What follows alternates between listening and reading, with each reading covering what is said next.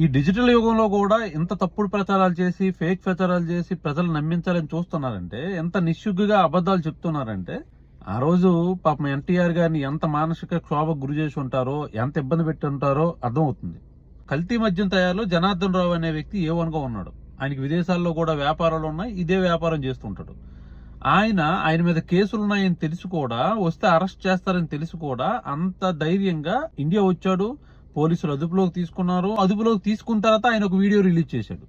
Video ఎవరు తీశారో, వీడియోని ఎవరు రిలీజ్ చేశారనేది పక్కన పెడితే, ఈ కూటమి ప్రభుత్వం ఆదేశాలు లేకుండా, కూటమి ప్రభుత్వం అండదండలు లేకుండా వీడియో తీయగలుగుతారా కస్టడీలో, లేదంటే రిలీజ్ చేయగలుగుతారా? ఆయన వీడియోలో జోగి రమేష్ పేరు చెప్తున్నాడు. జోగి రమేష్ చెప్తేనే నేను కల్తీ మద్యం తయారు చేశానని. జోగి రమేష్ అనే వ్యక్తి ఇప్పుడు అధికారంలో ఉన్నాడు కదా, గత 16 నెలలుగా అధికార పార్టీలో ఉన్నాడు కాబట్టి జోగి రమేష్ ధైర్యంతోనే చేయగలిగాడు. అది సిగ్గు ఉండాలయ్యా కొంచెం అయినా.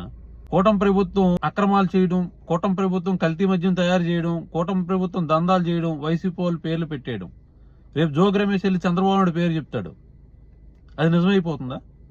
అలా ఎలా అబద్ధాలు చెప్పగలుగుతున్నారు? ప్రజలు మిమ్మల్ని ఎలా నమ్ముతారు అనుకుంటున్నారు? టీడీపీ పాలనలో వైసీపీ వ్యక్తి చేయిస్తాడు అవన్నీ.